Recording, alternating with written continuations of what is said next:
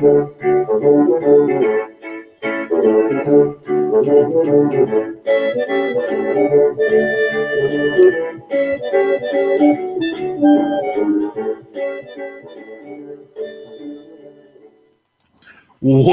to episode number 71 of About the Cards podcast, live tonight on YouTube.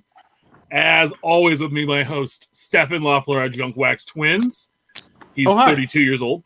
At our trading cards, Ben Wilson. He is 40. He's a man.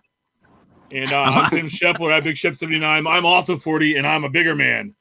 We are podcast by collectors for collectors, hoping to bring you a smart, insightful podcast discussing trading card collecting. We're live every Wednesday at 8 p.m. Pacific,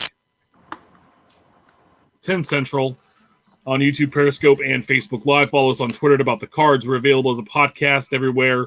iTunes, Podbean, the list there. Check out our website about thecards.wordpress.com and hang out with us on the Flick Chat app. We have a special guest tonight. As you can see, this guy's been making the rounds. I feel like he's got a movie premiere coming out, and he's hitting all the late night shows. Our special guest, Jimmy Mann at Kentucky Cards. What's up? How are we doing tonight, Jimmy? I could not be better. It's been crazy, that's for sure. It's been a whirlwind, but it's been a good whirlwind. Yeah, we it's funny is last week we were telling you before the show we were talking about your travels and everything during the show and doing some updates, and this week we're so excited that you hang out and you've listened to the show and seen the show before, and that you wanted to come on and hang out with us. We're very excited, and you said you want to hang out with us all night. So we'll do a little quick interview, and then we can hopefully hang out through some people are watching during this awesome World Series game we have going on in the top of the 8th. So with the Nationals up 2, I thought I would support both teams back here tonight. So I see in your back. There you go. So indeed. Jimmy, you said you're a Kentucky boy. We talked a lot about we talked a lot about fandom before the show, and you went to Washington Lee University in Virginia, the home of the Generals. You worked for Tubby Smith as a GA at Kentucky during 01 and 2 when they had Tayshaun Prince, Keith Bogans, and Chuck Hayes. Former Sacramento King, Chuck Hayes. You've been a high school teacher, a basketball coach, and a principal at 28. Yes, sir. You started a bank and was the director of marketing, and you left that at the peak, and you went to work at a foster camp, and you've also been a YMCA summer camp director. And now you're starting a YouTube show. We're interviewing card people in the card world. Yes, sir. All that is true. That is awesome. It's pretty cool. It's actually a lot of that inspiration comes from. I've watched you guys forever and listened to podcasts. I'm one of those type of guys. And when I was running around as a director of marketing for the camp, or not for the camp, but for the bank, I would speak to veterinarians. So follow me here. It's kind of crazy, but I would speak at veterinary schools across the United States. And it was about vets that want to own their own practice and work on animals. Well, 28 vet schools in the United States. I ended up speaking in Ireland, Scotland, all this. And I was traveling 2 weeks a month. But I'd have these speeches, and I'd always have to go the day before because you don't want a plane flight to keep you from getting there if you go the day up. So I'd get there the day before, and I'd be in, Corvallis, Oregon, or I'd be in Sacramento. Like I spoke at UC Davis 3 times. And I'd always get there, and I'd go find the local card shop. So I met all these dudes and ladies across the country that were running these stores, and I'd hear all these stories like, what's the craziest thing, all that? And it was like, well, I'm at a place in my life where I can afford to go just try something. So I'm just going to go just like parts unknown. It's like with Anthony Bourdain, like go eat food, great food, but it's also about the people, the tradition, and everything around it. I just wanted to do the same thing with cards. Nice. So like you guys know the industry, all this kind of stuff, and know the people. It's the same type of thing, but I like Andy at Indy Card Exchange or Ryan Johnson at Columbus. Like, how did you get to being a store owner? Like, what's your story? How did you get in? That a lot of cool stuff comes out in that, especially for all the guys, the young kids that listen that want to do that one day. That's awesome. I love that. And I said earlier, if you ever come out here and Greg that runs our the two shops here in Sacramento and Modesto, teammates. He's great. He's been in this. He told me he's never had a W-2. He's always made his living off of cards. That's unbelievable. See, like, and let's he's get been that doing on this YouTube. since That's the most fun. Like, all it does is benefit everybody. Like, there's no money changes hands. The market, the shop is gonna catch people's interest. Let's just go have fun. Yeah, no, that's awesome. So let's talk about a little bit about you as a collector. So tell us about your collecting history? How did it start? So I still have the very first card that was on the top of the very first pack I opened. It's on the wall over here.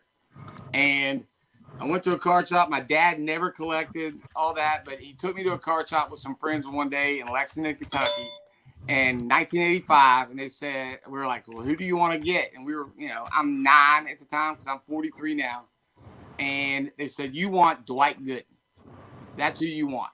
And I opened a pack of 85 tops, and the first card on top is the Dwight Gooden Mets rookie. Nice. That's awesome.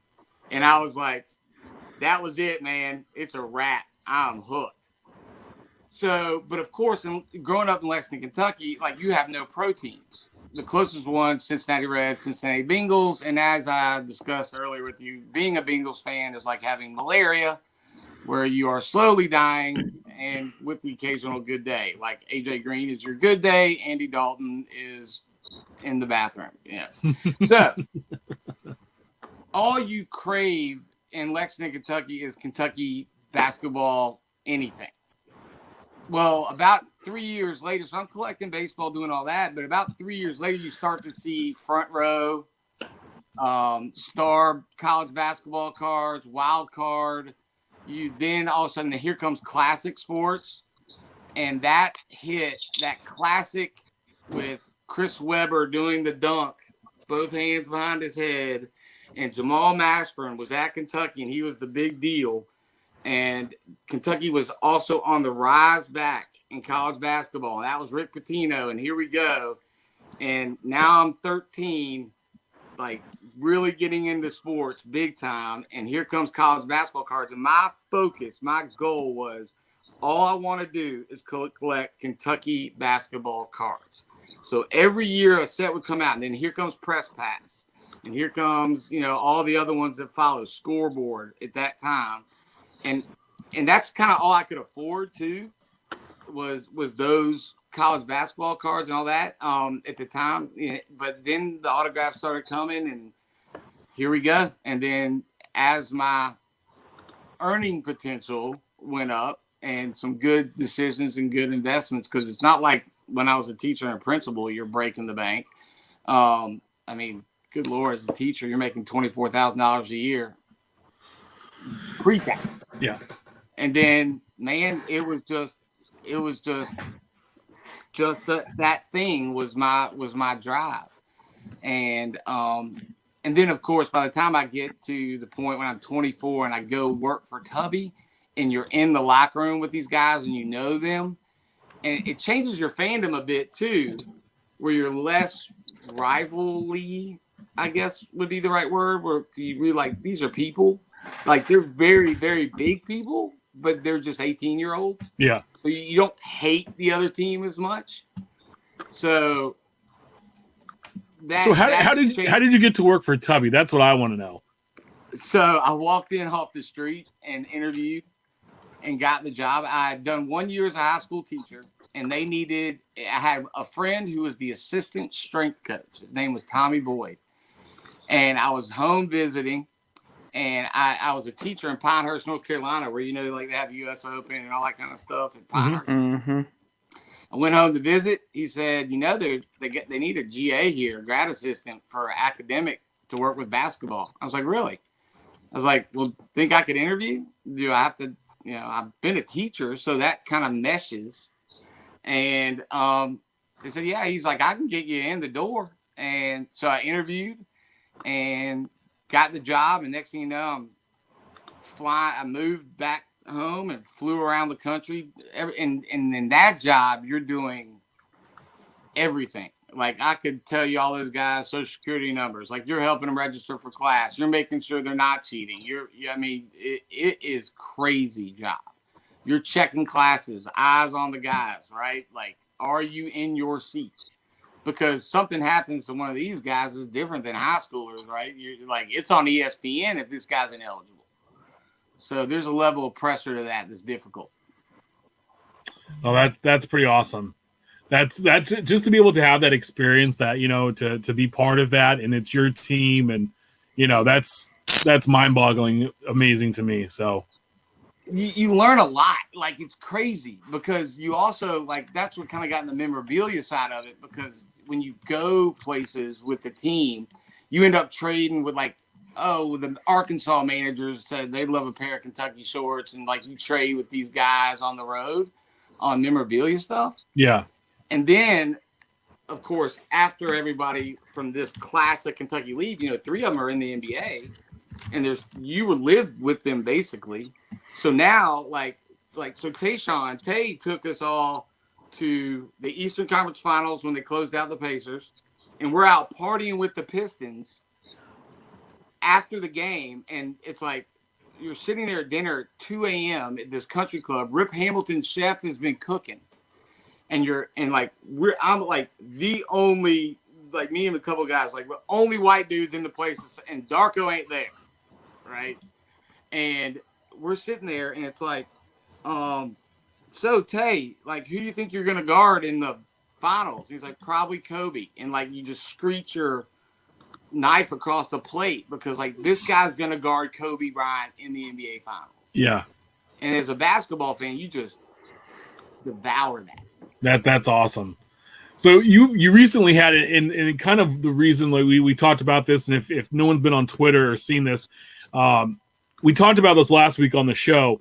So we kind of shared the story about how you pulled 2019 or 2019-20 Prizm draft 1/1 Zion RJ Barrett autograph, and it's right there. There's the famous card, and you took it down to Dallas, and you had it graded, and you went to a card shop down there and we covered that, and you hit a bunch of Zions and a few packs, and then you started traveling, and you met with Ryan, who is Card Collector 2 we've had on the show before, and you went out and you hung out at Indy Card Exchange, but you've put this card up for an auction. So just kind of tell us about the story and what that's entailed and what's been going on.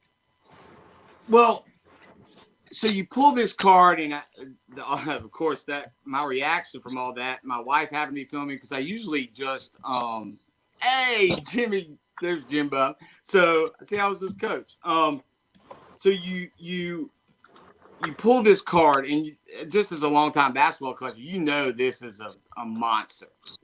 And I sure as hell wasn't putting it in the mail, you know, to send to Beckett. So I'm like, I mean, how would you even insure it, right? So right. I'm flying this thing down, and I'm on the way through the Raleigh airport, and I'd had one big pull this level earlier in my collecting life, about 5 or 6 years ago, with Big Hurt online, the breaker. Brian, he's one of my dear friends too. I pulled the Kobe Shaq Logo Man 101 Flawless. Wow. I ended up selling it for over $25,000 to a guy that worked for the Clippers. Crazy. That's a whole nother story. But I wish, looking back, that I graded it, that I'd done a little better with the process. And this time I was in the Raleigh airport, and I was like, you know what? I'm just going to video, like, the whole thing. Like, just stops along the way. So if anybody pulls this big card, another big card, they kind of see this is one way to do it. And so end up calling RBI Crew, another one of the great guys in the hobby, saying, you know, how would you do this? Taking advice, stopping the airport, going to Beckett, doing all that. And along the way, everybody's following it and saying stuff on Twitter and Instagram, like, this is great, love your reaction, love the story. And I was sitting there in the hotel room, and I was like, this is such a great story, but how's it going to end?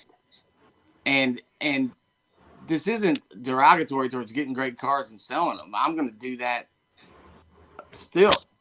But it was so unique. I was like, I don't think Jimmy Gets More Stuff is the right ending. Because I've got a lot. I've been blessed, got a lot of stuff. I mean, I'm sitting among this. And I spent 4 years working at this foster group home in the mountains of Appalachia. And it is one of the greatest things ever, that job. It is hard. And this place is a children's group home where basically like the police go into a house, bad stuff's happening. And it's not the kids' fault. And they take the kids out of this house. And it could be 1 a.m., 2 a.m. It's like, where do they go? And what's going to happen? And sometimes for foster care, it's basically a modern orphanage, what that would feel like you'd think of.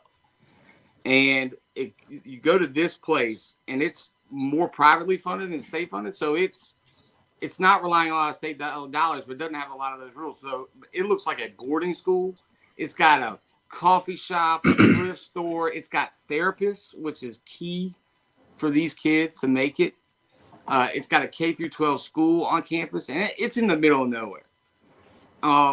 So it doesn't have a lot of like new young people giving to it, right? And my job the last 2 years there, I was the aftercare coordinator, and that meant, and this was after living with 9 high school girls for 2 years with my wife, right? And my wife's actually the real hero in all this, but I was basically the red bat phone for these kids get out of foster care. They turn 18, all funding cuts off, right? They get out in the real world, they get in a jam. Who do they call? Well, it's certainly not the parents. So I get calls, and here's a real example of a call. Friday night, 6 p.m., Jimmy, I'm in Georgia. I'm in the ER. My boyfriend beat me up, and the kids aren't safe. So I get in the car and drive to Georgia and start sorting it out. Get you to hotel, restraining order for him in the morning. Like, let's start figuring it out. And they don't have a lot of money to support that kind of stuff. I was a Division I, and somebody took over for me when I left to go work at the camp. And I was just thinking, man, I got so much, and I love that place. And how cool would it be if the story of this card is more than just Zion and RJ, but it's also helping the kids in that place? Yeah. And people thought I was crazy. But the cool thing is, like, my wife was like, absolutely, let's do it. And that's when I made that long video, which I wasn't sure anybody was going to watch. And then it took off. And I can tell you, I was sitting on Ryan Johnson's couch when we listed it finally, and it went to $3,000 in 90 seconds and $8,000 in 8 minutes, and now it's sitting just under 16. And that's awesome. And when you look at the Contenders 101, so it was like $3,000, and you're just hoping, like, if I remove myself from it and say this is about two things: one, the kids is going to help, and two, what you guys see and what I always see in the card community, which is people are the vast majority are super giving, super cool people. Like, you see this stuff all the time happen from guys that become friends for cards and girls that become friends, where it's like, man, I'm having a rough month. And people are like, what you need? Never met them, never seen them. Yeah. And people, you see that all the time. And then sometimes things like trimming scandals and like Don and Dak Prescott, is he really signing his car? Like, that stuff's gonna happen, but it sounds like an old fogey. Like, it's like all you see on the news is bad news. Like, there's a lot of good stuff happening in this, and the people are killer. So this isn't like a yay Jimmy thing, you're so awesome. It's like inspire more of that and show that you can hit a lottery ticket and like hand it to somebody, because that actually happens all the time in this community anyway. Oh yeah, and I think the three of us know this firsthand. I mean, there was, someone close to all of us that was going through a tough time, and Ben put out a DM, and within minutes we had a plan, we had something going on and something out. And it was incredible because I was like, there's about 15 or 16 people that are really close friends that I would say are, some of the most elite people that I've met through the hobby that I would consider close friends, most of whom I probably will never meet unless, it happens at the National. And like Tim was saying, not only was this, I just wrote out this 2-paragraph thing. I love you guys. You guys are great. If we all pitch in $5 or $10, we can help out a friend. Somebody who's always looking out for us and willing to send stuff, hey, I got something that I know you would want. And it wasn't much, but we were able to send him some flowers and some boxes of cards. And literally from start to finish, we had stuff ordered within maybe like a 48-minute window. We had come up with a plan. Crazy. Everybody was on board. Everybody had sent stuff. It was ordered, ready to go. And it was like, are you kidding me? It's amazing. Like you said, Jimmy, some of the people in this hobby, just it amazes me. And I'm so proud to be a part of that amidst all of the Me too. nonsense. Yeah. And if you follow me on Twitter, I'm usually very negative and combative. And a lot of that's, it's surprising. I can retweet a couple of them because I know they're going to be hard to find. But, a lot of it's for fun. And a lot of it's also for, show fodder, right? Right. Create some debate and let's get people thinking about stuff. And of course, I might have sent Tim a text on yesterday saying, "So what stupid shit is Ben going to get us wrapped up in this week?"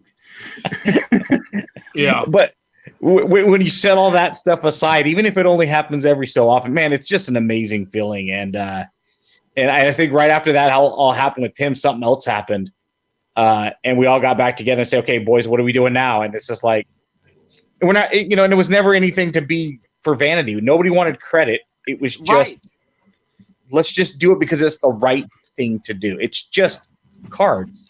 Yep. It's just cards. It's fun. It's great. And I feel like the majority vibe of the people that do this feel that way.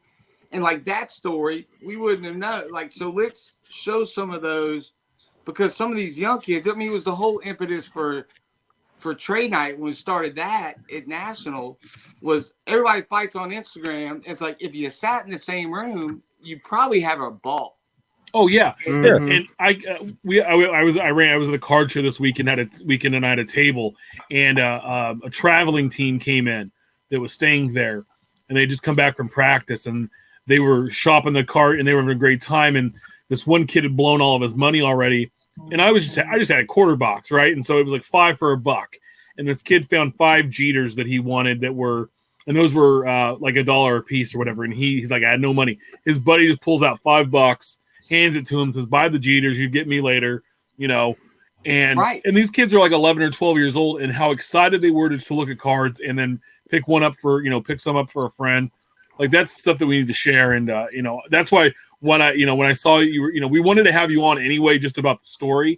And then because we talked about the after week show, and then it came out and you put the post up, and then you were doing the auction. I was like, okay, this is a for sure thing. Let's reach out. Let's get on here. So we always ask everybody we have on the show, if you could only own one card that you currently own, what card would that be? So you can all those cards and all that stuff in there. I'm only gonna let you have one. Which one's it gonna be? So that's easy for me. So my dad never collected. Just wasn't his thing. He loves basketball and all that. But I have a Jordan Fleer 86-87 rookie, ungraded, that I remember back when it was worth like $100. He took the time and went out and got it and gave it to me because I had another one that was stolen. And oh wow! When he went out and got that and gave that to me, like that's the only card. Like he's given me like a birthday present of a box before or something like that. But like he went, found the Jordan rookie and gave it to me. And again, back then $100 card. And people are like, well, you got to grade that. It looks great and all that. It's like, nope. It's staying right the way it is for life. That's the one. Yeah, that's awesome. That's awesome.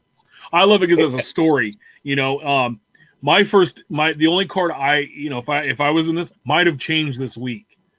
Have changed this week. and we'll talk about that a little bit later in the show. But yeah, my one card that I would always kept might be different now, and also just based on a story that it has. So we'll get to that. We're gonna hop into the show the week that was, and Jimmy, you can feel free to hang out with us and hang out. And I'm just gonna kind of kick it. Sorry for yapping so much. I just want. No. This is what this is what we love having guests on, and I had tons of fun before the show. I mean, we spent the first half hour just chit chatting, so it was great. Real quick, I want to point out. So I put this up earlier. Shane is actually live at the World Series, and we're on the game. I don't know if he's paying attention to us right now at the top of the ninth, but he's down in Houston. I'm pretty sure he's an Astros guy. So he is. So he's probably crying right now. Right here, come on. And as an A's fan, I can't say that I have any sympathy for the way that this game is happening at the moment. But I love Shane like a brother. So,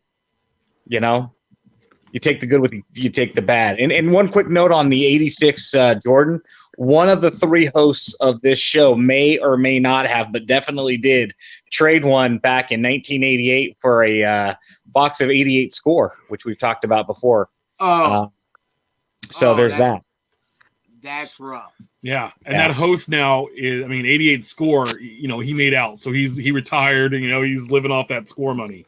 I did worse with the 85 Star Jordan bag set. Traded it for a lot of Eric Dickerson's. You know what?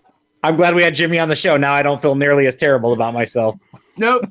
Hey, I once traded a Jerry Rice rookie for an 87 Topps Tony Gwynn. So I traded a Jerry Rice rookie card for a lot of probably 3 or 4 Keith Jackson cards because I loved him in Tecmo Bowl as the tight end for the Eagles. But see, that's what it's all about. Anyway, I got a run.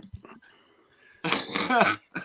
The week that was last week's release is Topps Living Week 85. The week that only had 2. The first week that only had 2 cards. Card 253, Aroldis Chapman, pitcher of the New York Yankees, sold almost 2,500. Card 254, Ryan Zimmerman, first baseman of maybe the National League or the World Series champion Washington Nationals, sold almost 2,400.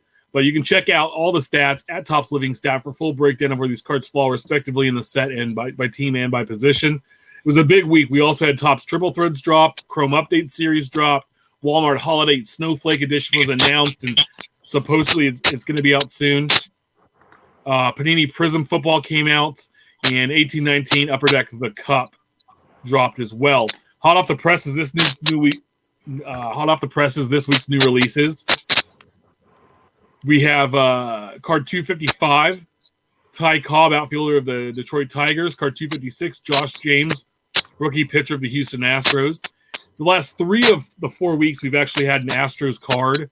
And there, Cole, Bregman, and James is the third in there. So, pretty interesting. I'll pull it up here and we'll show what they look like. But no, what did you think of Steph? You gotta get that hamster some food. You gotta get that hamster some food. I feel like this is 1999 again. Yeah. Yeah, so there's Ty Cobb. So Ben, I know you were really excited about this one. Yeah, no, I guess I mistweeted a digit. It was supposed to say that the Ty Cobb is probably my new favorite card of the set. I previously touted Ralph Kiner as probably the best looking, although, there's nothing wrong with Jackie Robinson and Ted Williams and some of the other great portraits that have been painted as part of this set. But the Ty Cobb definitely shot above Kiner as my personal favorite. It's just a phenomenal card. It is beautiful. Yep.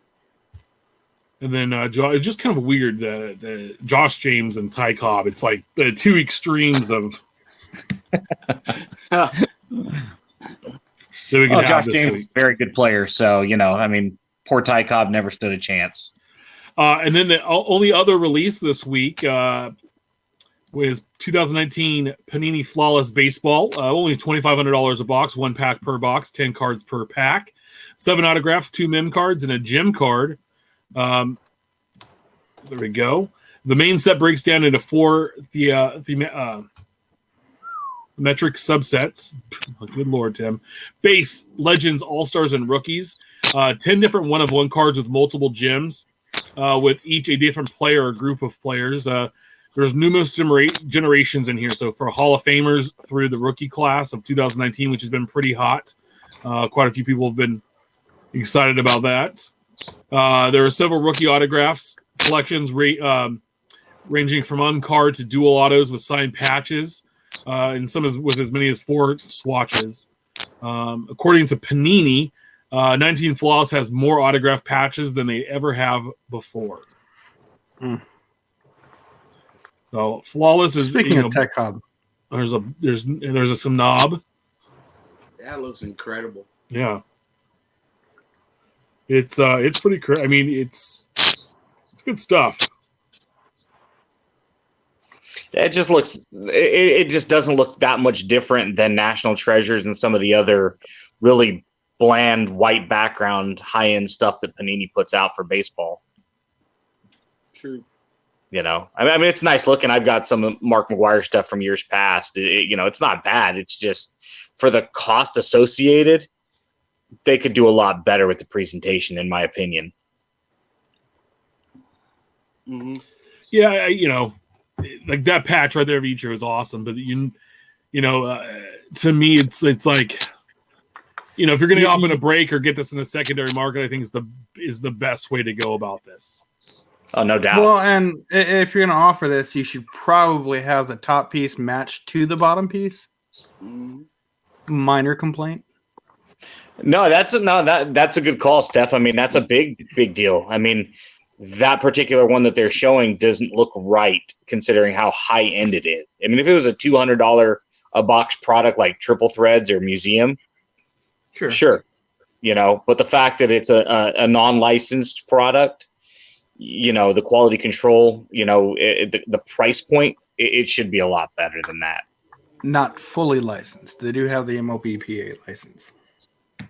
This is true. Yeah, but with what they're doing there and the price point, the point of sale, we should expect more from them, and we should demand more. I mean, as consumers, as collectors, do better next time, or we're not going to buy it. Yeah, people still will. Yeah, they still go after it. And like I said, this is the one release for this week. So, not too exciting. But next week, we're going to hop into what's brewing next week's releases. I hope you're ready. There's a long list here. It's going to be a crazy week. 2019 Top Stranger Things, Welcome to the Upside Down comes out. That's 2019 like an album title almost. 2019 Topps Dynasty Baseball. 1920 Panini Hoops drops. 2019 Panini Prizm Draft Picks Collegiate Baseball. 2019-20 Upper Deck Series 1, which is huge. 2019 Panini Immaculate Football. And 18-19 Panini Flawless Basketball. So that it gets really expensive towards the end of that list. Yeah. Solid lineup. And Hoops, I can tell you right now, is like $100 above the cost of what it normally goes to from the distributor to the shops. It's over $100 going from, it's like $150 box. And Hoops is normally retails for maybe $70. It's insane. The Zion effect as a basketball guy, it's unbelievable. Well, I was at the LCS on Tuesday, and he had and I've bought one of these before, the Prizm basketball from last year retail at the red, white, and blue parallels. He had those boxes for $100, and the packs were $10. You get 3 packs, and then you get a red, white, and blue pack. Yep. And it's awesome. It was a great value for $100. You're getting to open a lot of Prizm. I walked in yesterday, that was in Monday, and then I walked in yesterday, which is Tuesday, and he was repricing it, and the box now was $200, and the packs were now $20 because the price he goes the price saver. I'm still below everybody else now. Yeah. Even at this price point. And he was, he sold 150 of those boxes since he picked them up after basketball season ended and through now. And he sold through them. And he was like, yeah, so I bumped it up a little bit. And he had Hoops boxes from the last couple of years. They were like 50 or $60. Those are all gone. All of his Optic is gone. He's down to Optic retail, and it's like $8 a pack, and people are buying it. And you're getting 4 cards. And so, it was like, it's been crazy. So we'll talk about that a little bit more next week, the basketball insaneness. But Infield Chatter, a hobby talk section of the show, we have an update. So last week we talked about at CRT_sports card, Chris Torres, our buddy. He was planning on listing an auction of update rookies that just had the 81 rookie cards, no debut, and he wanted to see if it would sell for more or less than a complete update set. And last we talked, it was $20 last Friday or last Wednesday, and on Friday it ended. It sold for $26. Oh boy, $26 plus. Wow, it's over here. Oh, wow. 6-2 top 9. Yep. And runners on the corners. Looks like the Nationals are going to have a World Series title. Wow. Sold for $26 plus $5 shipping, which is 83% of the base set. So, not bad for less than a third of the set, selling for 83% of what the set costs for rookies. But, not a bad deal either if you're just into rookie cards. That's a nice little price. You're paying like less than 50 cents a card. So yeah, like we talked last week. I mean, it came close to the total price for a full set. But if you're just a speculator, why do you want the other 210 cards or 250 cards, whatever the actual number is? Just get what you want out of it. You're not stuck with anything, and you saved a couple of bucks, but you don't have all that excess crap that you don't really need or want. Yeah. Those fun all-star cards. Yeah. Another fun one in the hobby, and a great follow if you're not following at Cartel Cards. Kris Schneider tweeted out Halloween's tomorrow, and this was out this weekend. He goes, "It's Halloween time again. That means time to build our trick or treat packs. Just finished about 30 football packs, and we'll do baseball and basketball later. This is our third year, and kids love it." What it is a breakdown. He has a picture. And that's his daughter Zoe, and she's awesome. I got to meet the whole family at the National, and super friendly, great folks. She's a huge Brett Gardner collector. Anything Brett Gardner, it's all hers. So in his packs, you're going to get 2 Hall of Famers, you're going to get 2 retired stars, 2 vets, 2 young players, and 2 defenses. And they write, the little team bag. And here's an example. So it's Breeze and Stafford, Kamara, and I can't tell who the other one is. J.J. Watt. What? That's Randy Moss, Barry Sanders, Bo Jackson, Dante Culpepper. I mean, this is one that Steph and I would fight over because you have Moss and Culpepper. You got Bo and Barry for me. Like that's a good little pack. So they do that and I think that's awesome. And the neighborhood kids, you said they're digging it. So very cool. Go ahead. If you have a lot of excess stuff from packs that you don't need, if you have old junk wax, it's a really good way to get kids excited potentially and give them something different than something's going to rot their teeth. Right. Maybe they're into it. Maybe they're not. We don't know. But if you've got a bunch of stuff that you consider, quote unquote crap out in your garage, why not bag it up and give it to some neighborhood kids? And if you got just one of them excited about it, and at the end of the day, you're not giving them crap for their teeth. Yeah. It's like nobody needs more candy. I can't tell you how much Halloween candy we throw out 6 months later. I got stuff on my the top of my refrigerator from last year, maybe the year before, that just sits there that nobody wants. If somebody handed my kid a pack of cards, I'd make sure that there's nothing good in it first for, his own good. But how cool would that be? I mean, it's something different. We had a teacher in our neighborhood growing up that would always give away, number 2 pencils. One guy would always give away quarters. He had a really popular household growing up. Right. I used to go to this house. They give us razor blades and heroin. It was awesome. You're welcome. Yeah, I too have been to Ben's neighborhood. Yeah. So real quick, I have a question. So as a kid, what was your favorite candy to get when you go around trick-or-treating? You get one candy, Ben. One. What I'm currently eating, M&M's. Just plain M&M's? I currently am eating M&M's, yeah. Okay. Jimmy, what was your candy? What was your go-to? Like, oh my God, I got this in my bag. No one's getting this. I was working the black market. See, I was type 1 diabetic since age 5, still, so Halloween's the biggest shaft holiday for me. I mean, it just sucks. So, I'm type 2, so I'm laughing with you. No, totally. I make fun of it all the time. And I've got an insulin pump. My pancreas is in my pocket with some change. It's a sputtering, wheezing disaster. Anyway, the Reese's cups is my jam. I'll put myself in the ER with those. Benjamin, that's Angela's favorite. Ben, what's your one? You say more than one, you're out. As a kid, it would be anything that was full size. It really wouldn't have mattered, right? If a house is giving away full size, you'd go around the corner and trade costumes with your friends. But if I got an Almond Joy, I was ecstatic.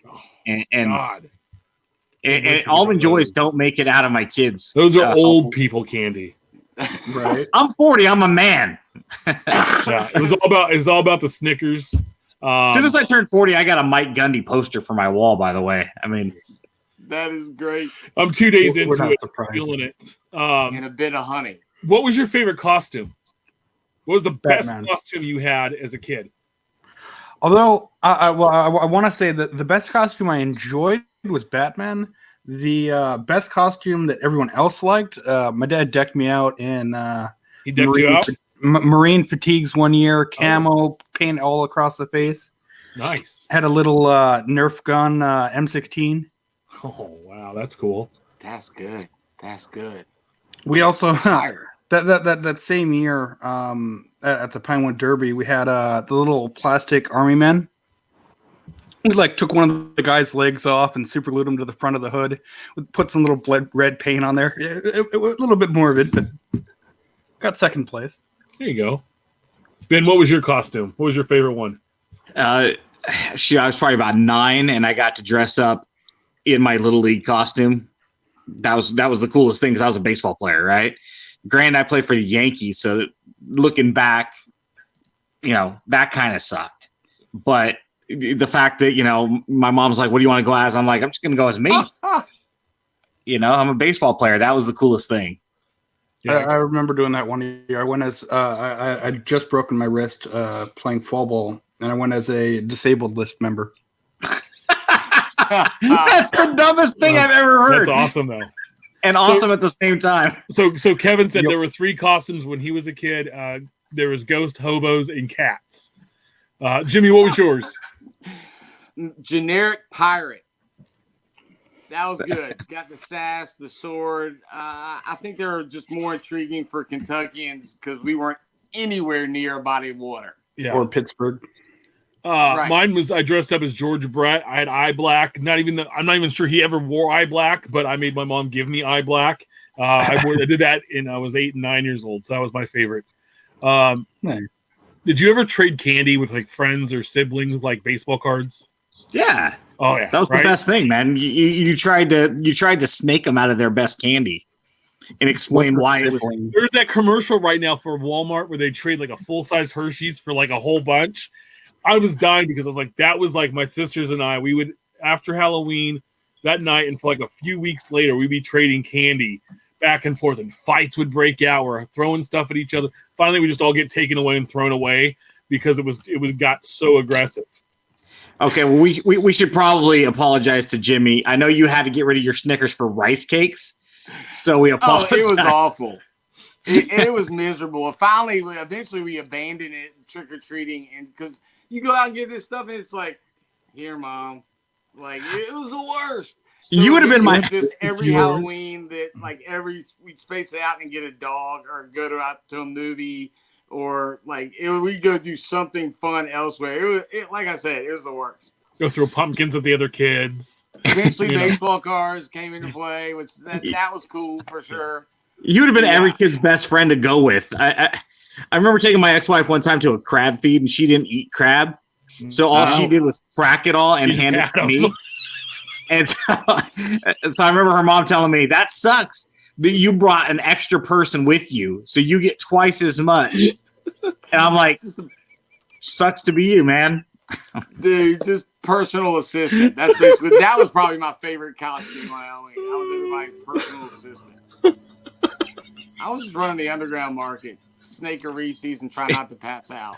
Straight up, man. It's tomorrow night. If you can get out to the Sacramento area overnight, you can come hang out in our neighborhood. I don't think I've seen Tim have this big of a mental breakdown on air. This is pretty awesome. Oh man, it's been a while. I mean, maybe since the last time he was with his cuddle buddy. Yeah, maybe. Oh, I miss him. Or the dude. Oh, the dude. The big tall drink of water he is. Yeah, hey, real quick. So Target's got a new policy, by the way. Allegedly.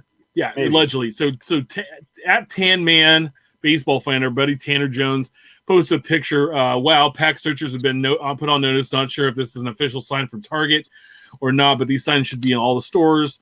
It brings up and it says that starting November 1st, that if you pack search or rub packs or do unseemly things with them.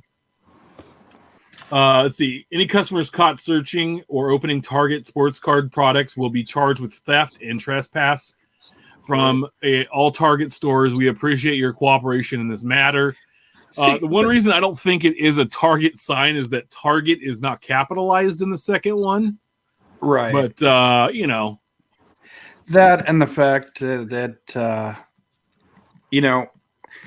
it wouldn't really hold that opening Target sports card products. Target doesn't produce any sport card products. Yes, they carry them. And it says trespassed and not trespassing. Right. But and especially with someone who's done print media stuff where he has his custom cards, probably a custom folder.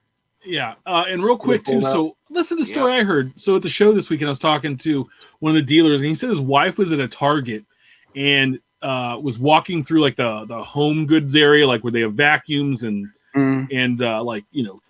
chairs and all that stuff. And these guys had a vacuum box open. And I guess at this Target, they put those little spider wraps on the boxes, and they were disabling all of the alarms. They had a key that was disabling all the alarms. And they were just filling the box of the vacuum box with blasters, and they sealed it back up. And she went and told an undercover. There was, I guess, walking around. She found a undercover Target guy and told him. And so they let him go. Let them ring up the they went through self-checks. They scanned the vacuum as they were heading out. They stopped and said, "Hey, let's take a look at your box," and took the dudes away. So nice. Good. But nice. So that's pretty crazy. Yeah, I didn't look at that Target thing that closely. I thought it was legitimate, but now that we look at it a second time, it's probably a homemade Tanner Jones special. But I thought it was fun to share. So there was some Britt and Becca, and I think they're back home now. I don't know if you guys are following them. Yeah, they are. But yeah, there was like crazy tornadoes in their area. There were trees down. They lost power, gas leaks. They were staying at hotels. All of this while he's got one of the biggest releases he deals with all year long. Update, and he tweets out finally starting to sort base top site update for sets. Card 1 Guerrero meaning Vlad Guerrero Jr. was often on the top of packs, and you notice that all the top left-hand corners, the background is dark and the corners have white tips. Through 45 Guerrero cards, all have a white tip, some worse than others. Boo, what should collectors do? And then someone else tweeted out there's a stamped card that's missing 3 of the numbers out of. The stamp was way off on a Honus. It's out of 150, and it says 44 out of 1. So, it's a little chip.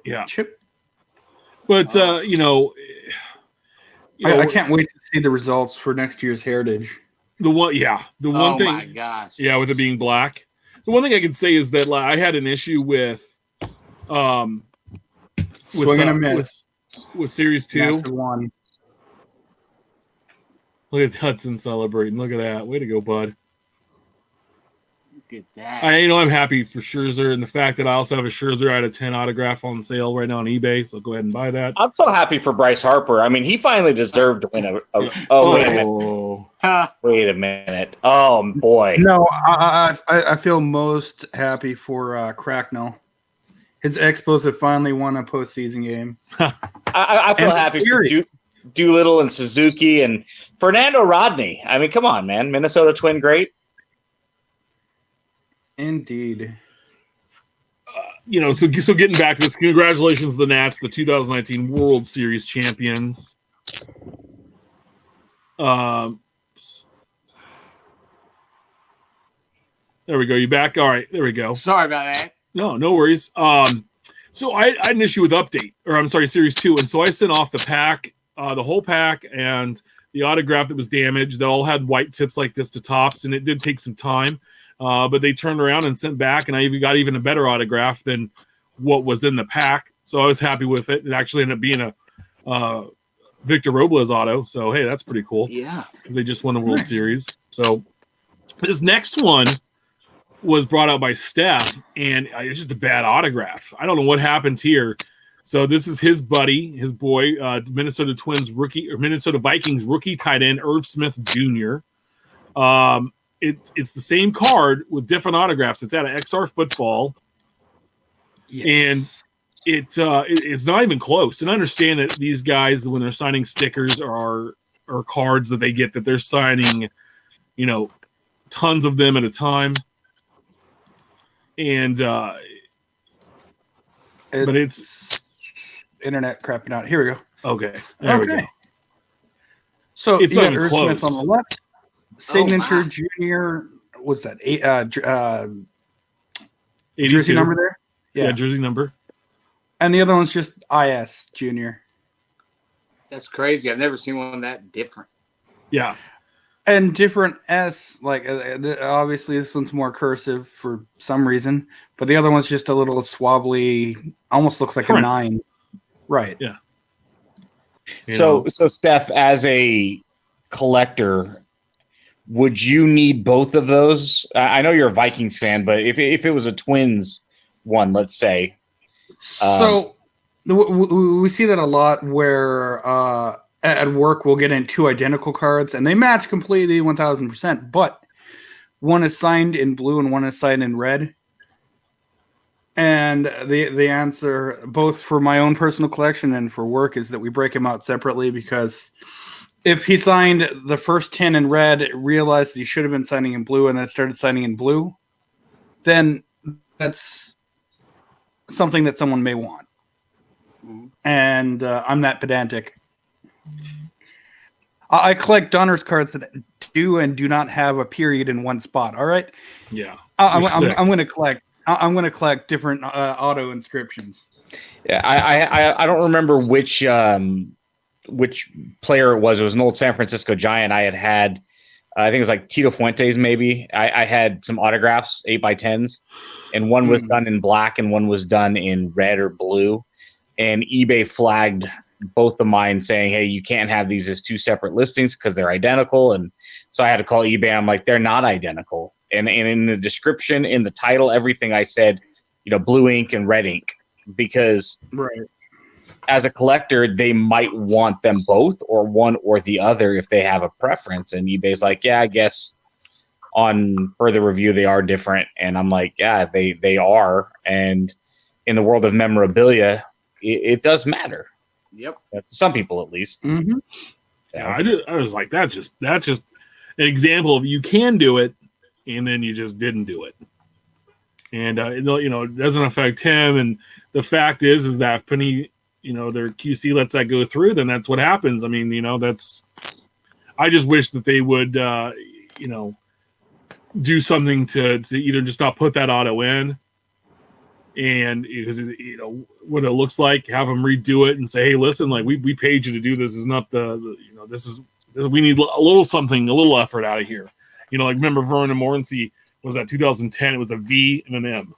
I mean, anybody could have written it. So another fun one I saw this week. Now this was from at FCB Sports Cards, not mint, not near mint card with near mint grade. So This was a 1957 Topps Brooks Robinson graded 8 non-mint from PSA. And he said, I use PSA all the time, but holy crap, what kind of grade is this?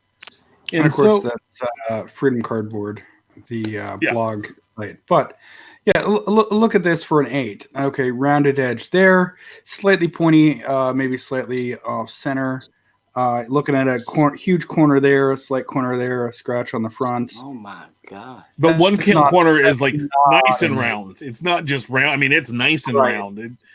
It's like taking a turn on a Sunday drive. Right. Wow. Yeah, and this got a grade 8. I mean, this maybe would be like what, a 5? Maybe, right? 3, 4. Yeah, I mean, what's considered mint for 1957? Well, let's look one up. Because the grading scale does go down the older it get, the less it takes for something to be considered quote unquote mint. Yeah. So that does have to take into consideration. I'm not saying that an 8 is mint, near mint for this particular card. It doesn't look like it warrants an 8, but well, real quick, I mean, even so, I know the older it gets, but at the same time, I mean, that's kind of a crazy example. That's a 10. I mean, that does look like a perfect card, but I'm just saying, like, I don't know. So it was just interesting to me that even somebody that's grading a lot with this company even had to point it out and say, like, hey, like, well, this is obviously there's something a little off on this one, but yeah, you buy, and I've always heard buy the card, not the grade. Yep. Because I've seen it the other way where the card has really good eye appeal, but it might not have the best grade, but it's centered well. Maybe it's a corner flaw or some printing dots. But there's a lot that I've seen cards that are not graded as well, but look better than cards that have a higher grade, if that makes sense. So just to be on the work. 2019 Topps Holiday, we talked about this last week, but there's a parallel. And I don't know if you guys saw this, but they tweeted it out. It's the most wonderful time of the year, World Series, we mean. Let's play ball. And they have this parallel version of the set this year, which looks amazing. Yeah, I mean, these are some nationals. Here's the Swan Soto with a little holly border. Well, and then, and at least in these 4 images, they have show a Christmas tree, holiday event stuff in the background. So you have a tree, you have the hat, which may be what they were alluding to at the National. Yes. On this one, you got the little peppermint right there on his bat knob, and the 4th one you have a stack of presents. So very, very interesting. So Ben, are you excited about these A's parallels? You're gonna have to go check the peppermint short print. I want more. I love all of this extra stuff that we have to collect. I mean, they are going to look good. They're going to look good for 8. You don't have to collect it, but as an A's obsessed fan, you need to collect it. Right. I have to collect it. I need to collect it. I want to collect it. It's equivalent to water and food and transportation and shelter. We have to have it. So, Tim, is that a Giants card? Where? Why? Oh, yeah, because they're playing the Giants. You know what it is? It's not a World Series winning card. He does have a ring, though. Or the Astros. Not this year, he doesn't. But they still have more than the A's have in the last, I don't know, 30-some years. So, why do you hate me, you son of a... It's been 30 years since you guys have gotten a ring. 30. You know what? You're only talking big because of 2015. So speaking of tortured A's fans, Bice Music tweeted out, I guess Walgreens has yellow parallels for update this year. He tweeted out a picture of a Skybolt yellow update parallel. They didn't do Series 2, right? Nope. Correct. They did Series 1. They do update. They don't do Series 2. It's got all the rookies everybody wants, like, I don't know, Eloy or Tatis or that Alonso guy.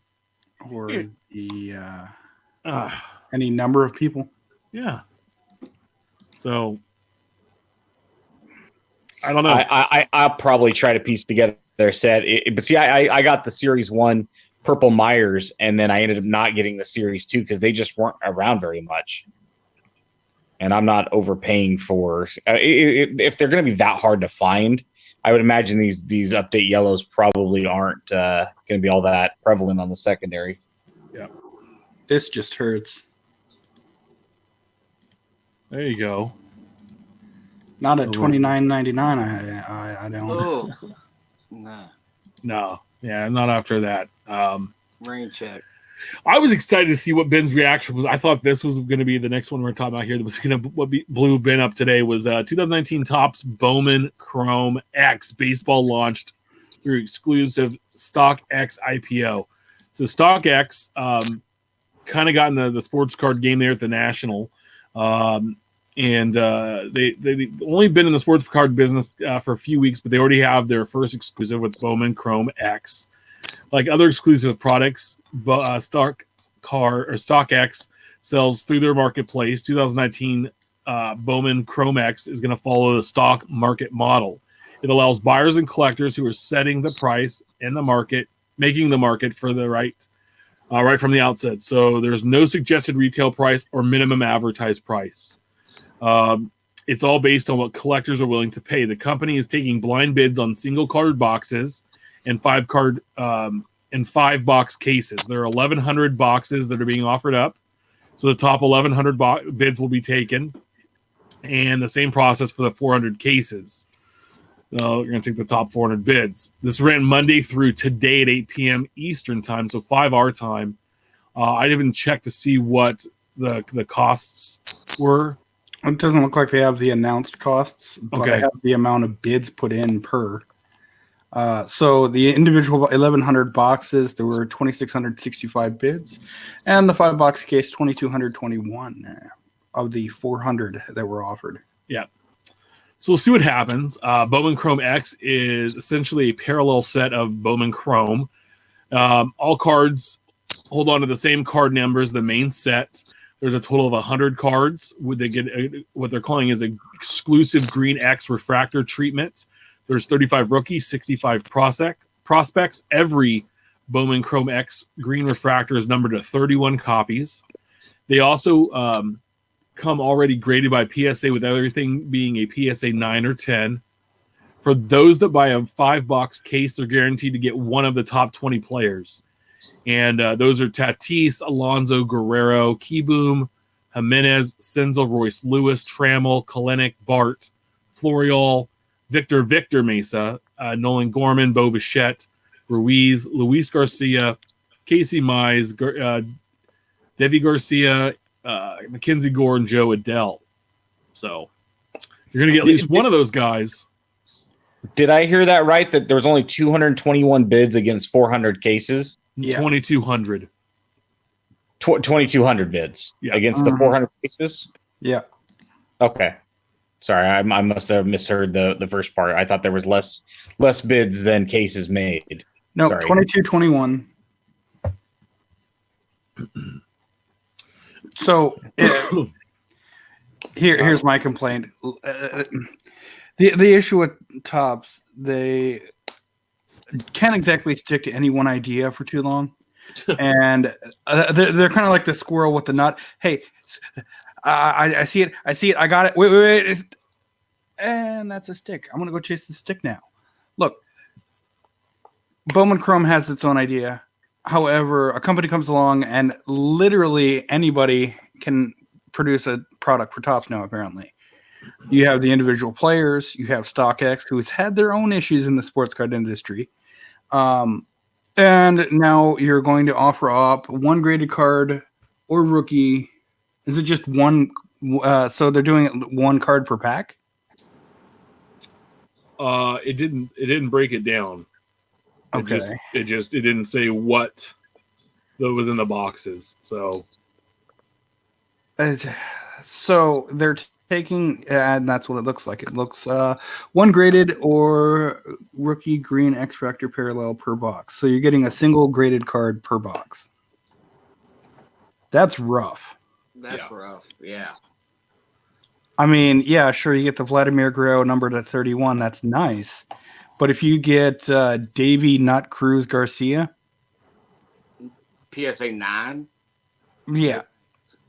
That's the biggest farce of this whole thing, that if they literally just printed these Sons of Guns last week, so to speak, right, over the last month or so or whatever, and they're 9s, with all the technology that we have in a highly exclusive and potentially sought after product being sold in a one-of-a-kind way that we haven't seen in this industry yet, and you're going to have PSA 9s? Come on. Forget it. 1 card per pack, 1 pack per box. This whole thing, I've been having a private conversation about this for quite some time with Sports Card Hub, the guy that goes by DB Cooper. We've been having a lot of fun behind the scenes with this product and similar thoughts along this line, because this is just a disaster and hilarious. It just adds more and more to this online stuff, and it's not like they don't only have enough exclusive online products to turn around and do this. I hope this is a one-year wonder and it goes away, but and it moves on. Ben brought this up. There's more on-demand products from Topps website, Momentum Rising. Then on-demand set number 19, Momentum Rising, features artwork by award-winning sports artist and former MLBer Richard Sullivan. There's a base set and an autographed edition. So the base is $20. You're going to get the 20 base cards. The autograph edition is $60. You're going to get 22 cards total. You're going to get the 20 base card set. You're also going to get 1 autograph, unnumbered out of 5 out of 1 or out of 10 out of 5 or 1. You're going to get a parallel, which is either numbered out of 40, 10, 5, or 1. And then you're going to get a 1 in 11 chance for Richard Sullivan autograph. I mean, and most of the players on here are pretty decent. I mean, most of them are rookies in the last couple of years or this year. Going through the list, I think the Josh Hader, I mean, even though he's an all-star, Jordan Hicks, or some of the lesser names, Mike Soroka for the Braves. He's a young guy, so we don't know. But, I mean, those are probably some of the least desirable guys in the set. But, I mean, you have Shohei, Aaron Judge, Bellinger, Devers, Juan Soto, Guerrero, and Tatis Jr.'s, Jimenez, Senzel. So, I mean, there's a pretty good list of guys in here. My boy Reese Hoskins, like to see him in there. That's cool. Bregman's probably one of the most veteran guys in the set. Mm-hmm. So that tells you about how young these guys are. So see, something like this, though, is a 20-card checklist. Why not extend it to 30 and have 1 player per team? You have let's see, 1, 2, 3, 4 Braves on there. 2 of the Nationals. I'm just looking real quick. So it's not, you got 2 Dodgers. It looks like they paired them together too. Yeah. It seems like they're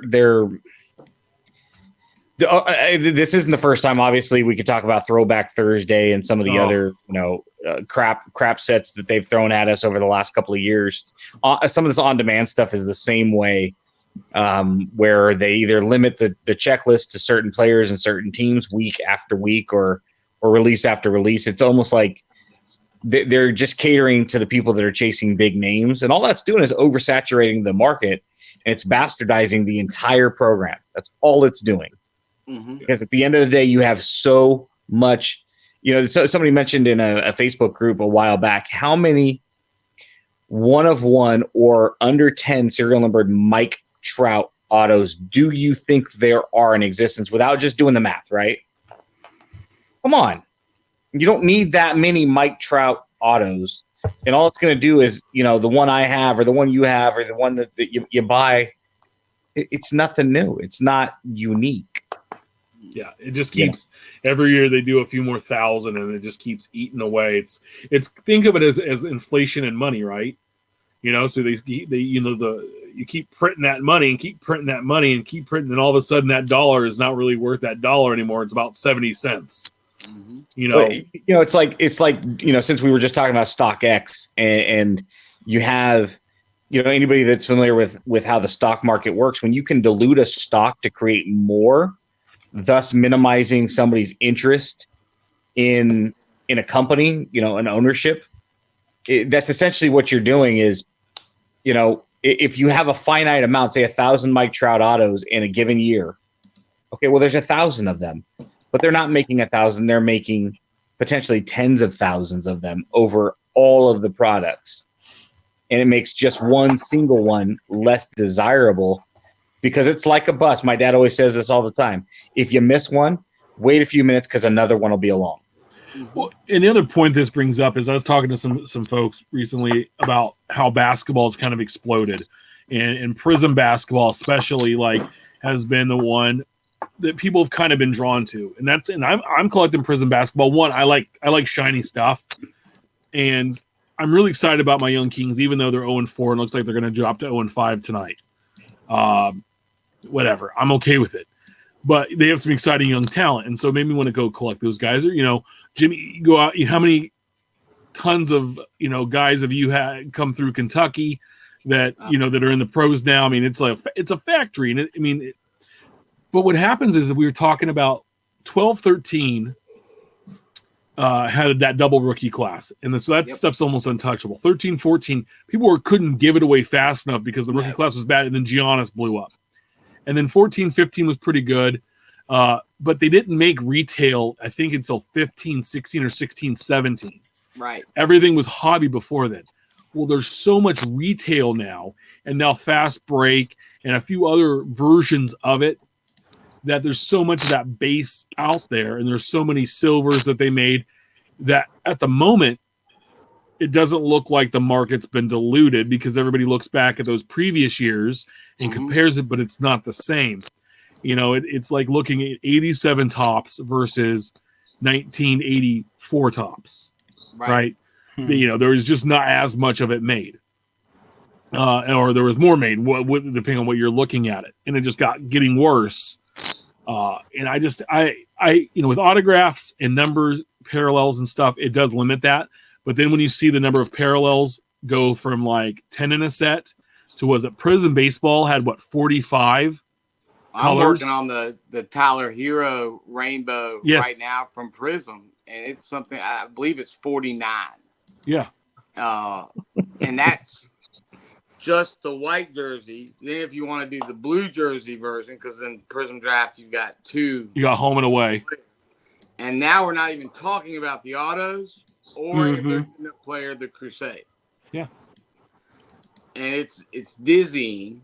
Now, granted, I'm choosing it on purpose, but also it's interesting you mentioned that retail popping up. I started buying a case of retail because I would get just as good as silvers because it's not about the autos in Prizm.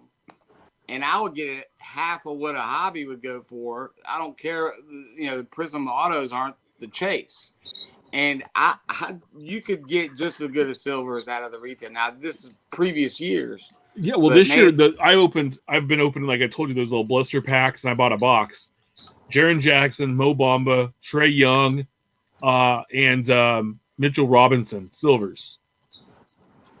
So why not buy retail at a $2,000 case or a box versus a $4,000? Yeah, and it's fun. I mean, and then I like the red, white, and blue. It is really fun. But to me, it's like all guys. This is a bigger discussion to have, and I didn't put it as a topic, but I want to kind of get into it. I have a feeling that you have two things. You have the card hobby community that we live in, and that economic circle. But a circle like that is the real economy, right? Everybody is freaking out that there's going to be some kind of a slowdown or, God forbid anybody say recession out loud into the economy of where it is now. And the first thing to go would be collecting, right? Because it's like, okay, that happens and things start to get a little tight. What's the first thing to go? Well, it's the entertainment. It's the excess stuff. Like cards don't make me live they make me live and breathe. But you know what I'm saying? It's like they don't feed my family. They don't clothe they don't pay the mortgage. It's not. That's the first thing to go. But that compiled with the fact is all of these now on-demand products. More retail being made, spreading that out. Now there's not as many companies making cards, and there's not as many, We have Fleer making 800 baseball sets in a year, but they're making more. It seems to now they're kind of found a way to make more of it, right? Mm-hmm. Hey, we can make this retail, but add the retail exclusive parallel to this one retail box, and we have a different retail box, and we've added this retail exclusive color to. Now you can pull those numbers out and those numbered cards, $4.99, and it's over 300 cards. It allowed to print a lot more base cards. Mm-hmm. So I don't know. I just have a feeling we just need to be aware of that and how we're going about this going forward. We talked about that card investor, Ben. You remember a couple weeks ago we showed that video of the guy that was opening all that the contenders collegiate blasters. Oh yeah, the ass clown. Yeah, but half that blaster case were Panini points and not autographs. They replaced them. Right. That just tells you like that press was up and running and just smoking, right? And just printing stuff, and how they were pulling a Zion out of every blaster box. Well, what's that Zion now worth? Absolutely. And right here, Kevin Jones posts out vintage is still the way to go. I think the next big boom, and talking to some dealers on Saturday, is the early to mid 80s stuff. That late 70s, like 77 through like 85. We were talking about those rookie cards because those are all the collectors that grew up then in that age are 40, 37, 38 and older.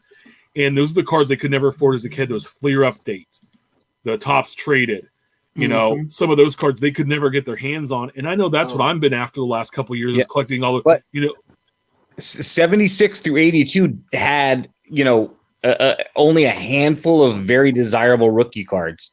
You had Ricky in 80, you had Ripken in 82, but 81 was weak. I think it was like Baines and Gibson. But you look at 83, you have three guys, 84, you had 83 and 84 are going to be the ones that are going to be pre-junk wax that are going to be most desirable. But that was a really, really bad era. Late 70s, a lot of the bigger rookies like Dawson and stuff were on multiplayer cards. And that will devalue them. Murphy rookie, Yeah, Murphy. A lot of those 70s guys, obviously like Ozzie Smith had a standalone, but there's going to be a lot of players that Dawson was on 77 with Denny Walling and two other dudes. It's like nobody's going to really want that by comparison to other players in a similar era. So, but you look at 83, you had Gwynn, Sandberg, and Boggs. The 85 where you had the Puckett and the Clemens. Even the Strawberry and some of the Gooden stuff, like those cards are ones that were unobtainable for kids back then, for the most part, right? And so now these guys are the ones going back and picking these up, and I just have a feeling that I've gone to the fact is I don't like I took a couple weeks ago when I pulled the Wander Franco redemption auto.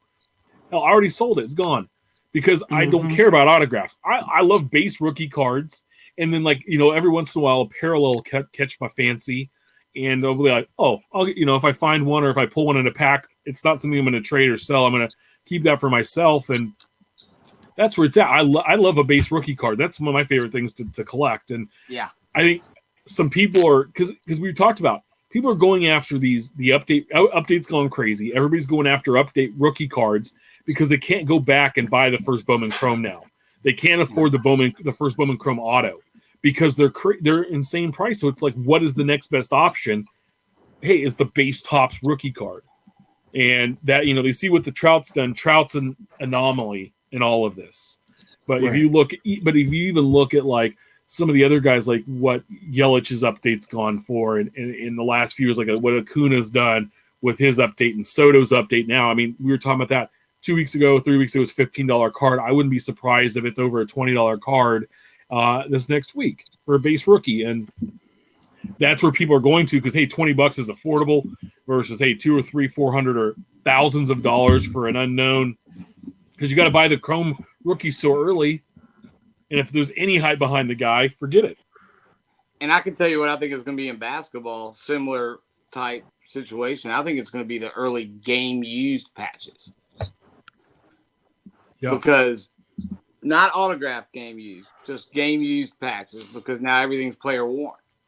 and people are gonna they're gonna go back looking for that different in the basketball, and they started doing that, and that's gonna be the next thing, because inserts for sure, different thing, and some of those other inserts that aren't Jordan will be big, and those are big now. But I think the game use stuff will be a similar thing. But to that point, I say a lot of times when the market starts to shift on a certain player, if you didn't want it yesterday, you don't want it today, because now you're starting to buy during the appreciation level, right? The best time to fill up your gas tank is before the taxes rise or the gas station changes on a Sunday night. Oh yeah. And the same thing can be said whenever the topic of investing comes up, because of my view on investing and the fact that this is a hobby and it shouldn't be seen as, let me buy and hope that I can make money. Yes. So to your point with the game used, is buy what people aren't looking at, right? It's the old Oakland A's Moneyball theory when they started buying on base percentage instead of other things, because that's what they could afford. If you're looking for something that's going to appreciate, don't buy what everybody's looking at. Don't buy Daniel Jones after he becomes the starter. Hell, the kid was the 6th overall pick. You had to have known at some point he was going to start. Don't buy it on Monday after he ends up having a come from behind win against Tampa. You should have been buying it weeks and months ago. Don't be stupid.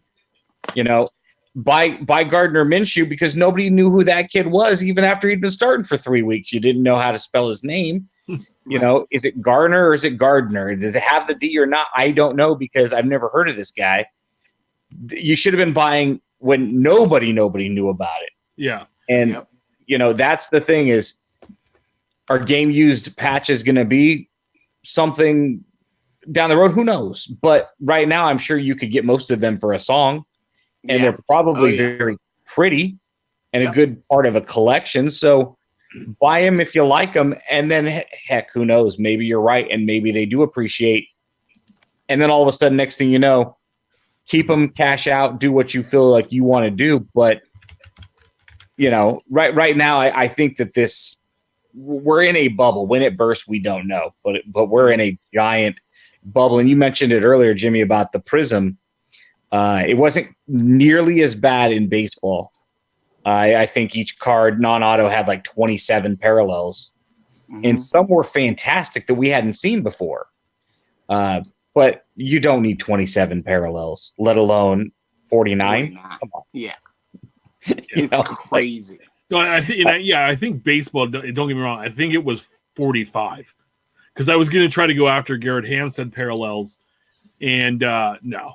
I had all like the first off the line. Years ago, I wrote a blog for a WordPress blog site I was going to try to keep up on, and I had wrote about parallels. How many do we need? And I had did just the simple math of, at the time, Series 1 had 14 parallels, but the problem wasn't that there was 12 guys on the checklist, and at $5 a card, I started doing the math, and it's like, to get every single parallel, not including the one-of-ones or the printing plates, at $5 a card, it would have cost me upwards of $2,000 to get them all, of just my team, right? So a team said, if you wanted to complete all of the one-of-one rainbows, and I'm like, but that's the thing, is you're not getting them for $5 a piece. Let's be serious now.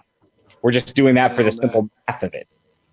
But then you still have Series 2, and you have update. And then I kind of made a joke of the whole thing, using, this is a tribute to these cards that will someday end up in the museum's collection. And I made a joke of all of the different Topps products that year and try to incorporate them all into my final paragraph, putting all of the product names in bold to illustrate the point that it's not just Flagship Series 2 and update.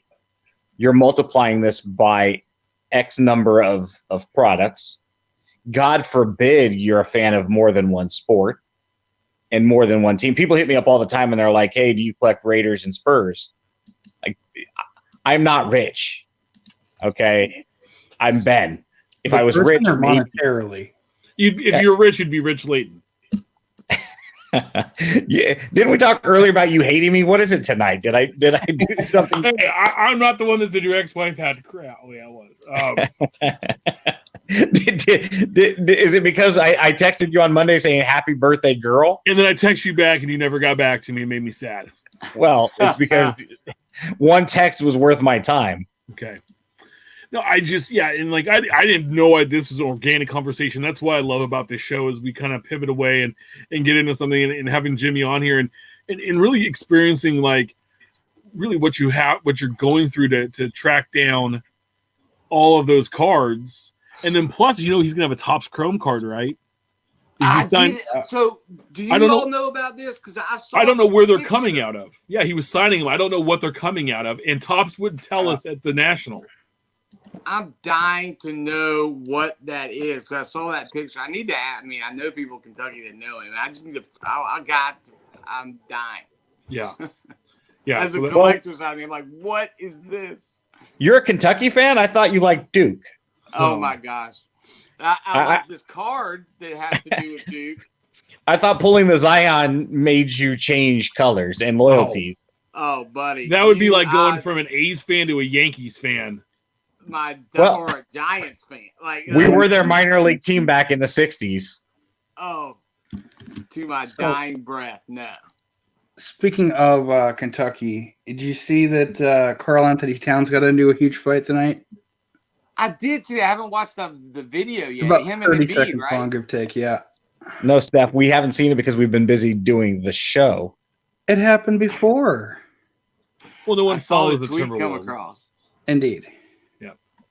The last thing I want to talk about. There's a couple things we had some listener questions, but we're going to move those to next week. But our buddy at Kraken Wax said, I put this out and I called it bad breaks. If you bought into a high-end break for $200 and landed just one card, a base card and nothing else, what would you want your breaker to send you with your single base card? Now, he goes, normally we send out a free box entry ticket in a random pack, but this seems a bit extreme. There is a poll of 584 people. He had full refund, free hobby box, free break spot, or nothing else. Nothing else won at 42%. Break spot 32%. As it should. Free hobby box was at 19% and full refund at 7%. Looks like Steph went with full refund. I mistapped it. Just trying to hit. I fat fingered it. I agreed with free box spot. Hey, give him another random team and another break, but nothing else I could see. But those are the chances you take. Come on now, we know Topher's a good guy, and that's why. Right. That's why he put this out there because he has this thing called a heart. I think he cares. I mean, look, he's raised almost $25,000 for charity. Right. With his Kraken Wax. Awesome. That's got to be a tough swallow though when you get a single base card. Yeah. You know what a tough swallow is? Going to the casino and dropping $200 and then, you're on a hand of blackjack and then looking at the dealer and going, hey, I need a full refund because I blew it. And I hit on 16 when I shouldn't have. You're gambling in box breaking. That's what it is. You're gambling. You're even gambling when you buy a box. If you taken that $200 and bought a box and crapped out, at least you got whatever was on the box odds, right? Yeah. Hey, I talked to Greg this weekend and he gambled and he bought a box of. We were talking about Transcendent Baseball. He's like, I bought myself a Christmas present last year. I bought myself a case of Transcendent. Opened it Christmas Day. Right, $25,000 product or whatever it was last year. He lost $8,000. So, and that's after he sold everything, even including the tickets to the party. Lost, which only sell for like 12 to 15 grand, right? Those don't sell for all that much comparative to the cost of the case. They're only covering like 60%. Not even that. It was like they're like $5,000 or $6,000 because then the ticket and all the free stuff you get, and the tickets were going for about his best hit. He didn't want to talk about it. He just told me, and I was like, "Oh, dude," he goes, "Everything was it was awful." Oh. No, and that's the thing is, box breaking is gambling. Okay, the only way you can hedge your bets is if you're getting into a case of a product where you're guaranteed a team set kind of a thing, right? Where I know I'm getting my team set, so I'm okay with that. And then if I get any hits beyond that, then, that's fine too. That's obviously what I'm hoping for. But I know going in it, I do that all the time with Panini products because there's nobody out there selling team sets. So for the A's, I'll go in there and I'll buy into a case, $20. I know I could probably piece together the team set for 10. So the way I'm looking at it is I'm paying a 2x multiplier on my team set with the hopes that I'm going to get a hit or two. And if I don't, then there's the associated cost of the gamble, the fun of the chase. Okay, now, so if I get screwed out of a $200, cool. Next time I go play roulette, as much as I think I can hedge that game and win by doubling down on other numbers or other colors in order to try to, I'm going to bet $10, but I know I'm going to most likely win 6 back. So I'm only losing 4 at worst, but I have a potential of winning 80. And then 00 hits. I can't cry about that. I can't say, listen here, casino. You just lost everybody with your math. But I understand. Gambling is gambling, and that's why it's gambling. Real quick, this just in. Someone texted me, girls are like blackjack. I'm trying to go for 21, but I always hit on 14. That's inappropriate. And but I had to share it because I'm the second time about to be unprofessional on the show. Yeah, that totally. Are we not counting? Are we not counting the first time you were unprofessional? Yeah, where you started the theme song, and then halfway through it, you're like, "Oh, I got to start the show." I forgot to start. Record. I forgot to start the show. I knew I was forgetting something. So, I was. So the dude working at the LCS today was like, I made some visits this week because I've been bored, and anyway, I need to pick up some boxes, some supplies. These boxes, and they were out the other day, so I had to wait for them to come in. So I swung by today.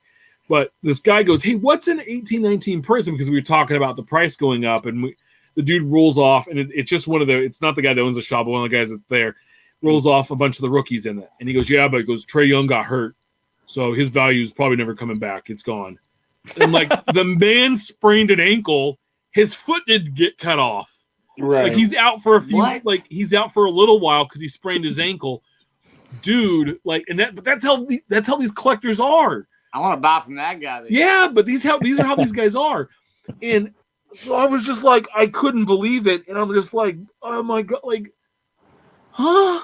So what are his views on guys like Kawhi who get maintenance nights off? Like, well, I don't know. He's the same guy. Girl, you have to sit down. He's the same guy that at the card show when he set up, he pulls out his phone to look up eBay prices to see what he's going to sell you that card for instead of just having it ready to go, That guy. Yeah. He must have thrown his Porzingis stuff in the trash. Right? Yeah. Just to me, it was like, oh my golly, really? Not fun. So we're gonna end the show here tonight, but a few things. Yeah, real go quick. Ahead, that was the same guy who once told me he had a better A's collection than me, and I've never had such a deep belly laugh in my life. I was like, was it similar to me earlier in the show? I just wanted to pat him on the head and say that's the cutest thing I think anybody's ever. Yeah, but told. he's a regular sized person. He's like 6'4". I would have had to get up on a. You would have to get on a 9-foot ladder just to touch the top of his head. Yeah, and I didn't want to, but I did laugh at him, and I was like, "That's cute." I was like, let's talk about your pre-war collection. He goes, "No, man, I don't have any of that stuff." I'm like, "Come back to me when you have one or two, and then maybe we can talk." Right. So I got to the show early and set up, and I'm neurotic because I want to be up and ready to go, and people will start to show up before 8:00.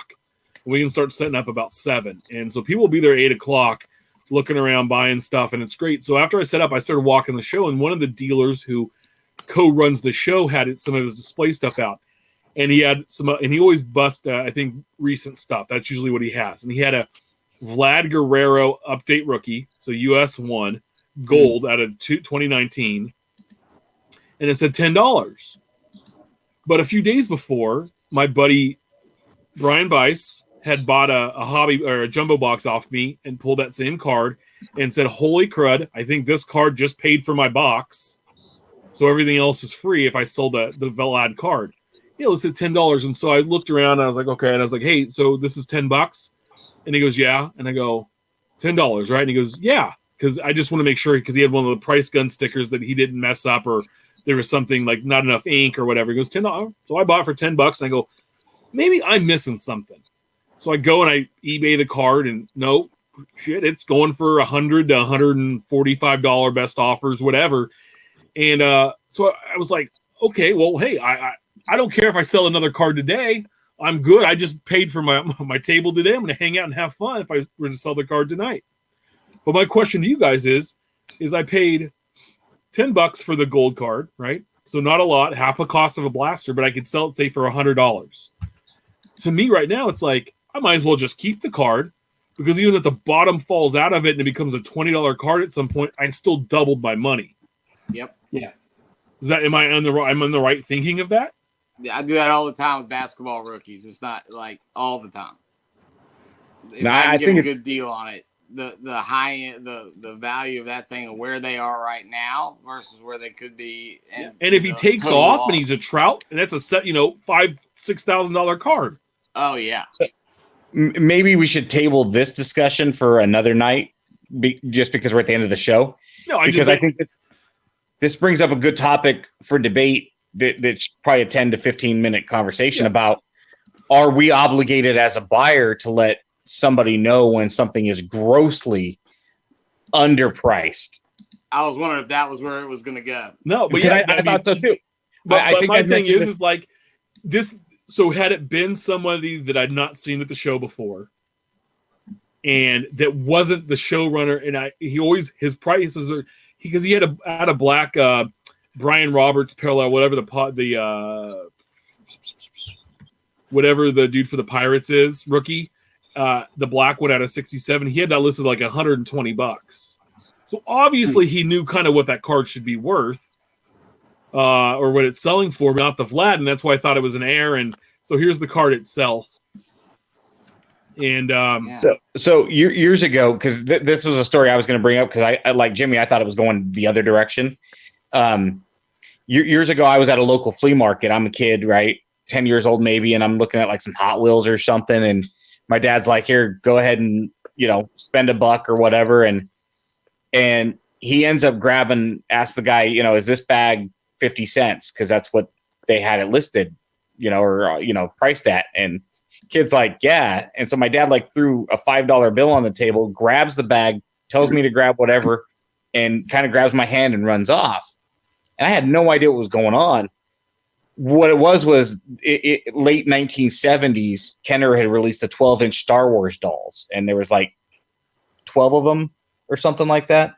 They were released, and the bag was full of the lightsabers and the gold medallions that are rewarded to Han Solo and Luke Skywalker at the end of the New Hope. And those were the pieces that were lost that would complete the doll. So you'd have a $20 Han Solo doll that needed the medallion to make it $100 doll. You would have the lightsaber that would change the Luke Skywalker from 20 to 100. And this kid had a bag of all of the loose accessories and wanted 50 cents. And my dad's looking at it like, man, now I got a bunch of $10 dolls that just jumped X, 8 to 10X, because and I'm getting it for 50 cents. So he threw more money than the kid was asking, because he thought he was getting a deal. And that's why I think it's a better conversation for another night. Yeah, we'll set it up. Oh man. Yeah. Steph Curry broke his hand. Little poor Warriors, right? You're a Warriors fan. Throw all your Warriors cards away. Throw Steph away. Better let that guy know. No, he's done. Me away. So he's done forever. Yeah, I'll throw Steph away real quick. So real quick, I talked about early in the show the card that might be the one and only card I keep now because of the story. So this was my birthday present for my mom this year, was the Sweetness book, and that's the first thing I opened. But inside was the Walter Payton rookie card. And the fun story behind this is that about 2 months ago, my buddy comes over with his father-in-law's football cards, and now all these football cards are in Ziploc bags by teams, and they're all mid to late 70s. Mm-hmm. And so I was going through them and not hoping to find anything, and I just kind of going through them. We're watching football. It was like week 1 of the NFL season, so I'm going through the cards. We're chatting, and I see the Peyton rookie, and I'm like, oh, dude, you got a card here. So I run back to my room, and I grab a rookie one touch and put it in there and bag it up and say, hey, you know what, this is what they're running for right now. Tell your father-in-law, that's awesome. But if he wants to sell it, I'm his Huckleberry, let me know. And I keep bugging him all, like, every week I'm sending my buddy a text, hey, is your father-in-law going to sell this card? Is he going to sell this card? Is he going to sell this card? Come to find out that my mom had reached out and bought the card from him and haggled back and forth on the price because his neighbor who sells comic books, oh, you can get that card's going for like, $1,200-$1,300 on eBay. But, my buddy was trying to explain to him, hey, those are graded ones, and you're going to have to send this off, to a company to grade it. And you're going to have to pay for shipping and insurance and to there and back and, all this stuff. And, this is what it is. Now, it's got there's one corner that's not great. I don't care. It's the story behind the card. It's the story that my mom went out and got it. The story she got a book. Walter was the first football player I loved growing up because my mom bought me a pair of Kangaroos, the Ruse shoes that he wore. I had those, and so that's when I started getting into football, and it happened to be 1985, which is the year they rolled to the Super Bowl. And when I started getting into football and understanding as a little kid, and so to me it's awesome. I had a Walter jersey and those old Salem shirts with the big old heads and the little bodies at a Walter, and it turned into being Barry Sanders. And now it's spurred me to go and say, hey, I'm going to collect all of the top NFL rushers, rookie cards to go along. And so I was just really happy to have that. And that actually is probably going to replace all of the George Brett 75 rookies that I have. So send them to Waxtopia then. No, I'm not going to share with them. So I'm excited to have that. But you guys have any final thoughts before we head out? Yeah. That's the dumbest story I've heard all day. One minor one. I did get a mail day from our friend in Korea. I'll have the photos out on the show account. Some really sparkly Byung Ho Park and some cool looking stuff. Nice. Not every week that you get something international. Yeah. For a mail day.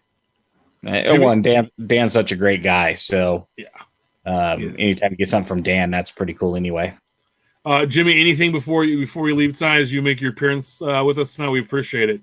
Yeah, I just wanted to say it's really cool because about this time last year, I was traveling around hiring counselors for summer camp. I remember finding your all show, and as I'm driving the back roads in North Carolina, heading to different towns, listening to y'all in my truck, and it's just an awesome thing to be invited to come and hang out with y'all for a night. It means a lot to me, and I just really appreciate it. And it's just kind of goes to what we were talking about earlier, like all the cool, good people in this hobby that the cards bring. They're the vehicle to hanging out, doing this on a cool night. And I would never have known any of you guys without cards. Ben and I live a half hour from each other, whatever. I would never have known Ben. I never met Steph, knowing him almost a decade until we actually physically met in Chicago. It's crazy how many people I ran in when I was there. You walk up and it's like you've seen pictures of them, you know who they are, right? But you shake their, and it's like it's like high school reunion. You haven't seen the person in 10 years, and you pick up from when you last left off. I got to meet Doug and Dan from Mojo Break. And they're an hour away, yeah. Yeah, I've seen them on so many videos, right? And they've seen me do the show, and that's kind of. And I walked up, I'm like, "Hey, I'm Big Ship," and they're like, "What? You don't need an introduction, dummy." It's like, "Hey, what's up?" And it's like long lost brother, right? Right. And so we really appreciate having you on the show, and I mean, this was awesome. Are we saying that you and I having met was a good thing through cards, or is that on the other side of the ledger? Is that like towards Trinity Table and?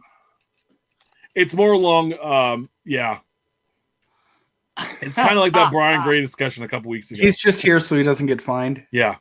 Right. Yeah. So, no, I mean, I want to say, like, this was awesome. You got to share your show when it comes out with us. We'll blast the hell out of it. We'll all that fun stuff. I can't wait.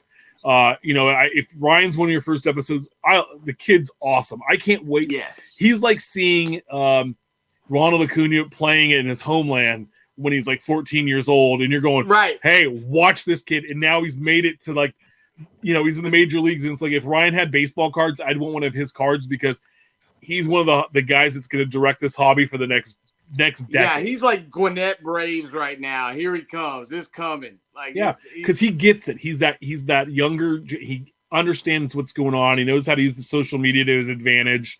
Yes. He's got good ideas, and he knows how to take care of his customers, and he's willing to learn new stuff. Like he was talking about Pokemon, right? So I'm great to see that.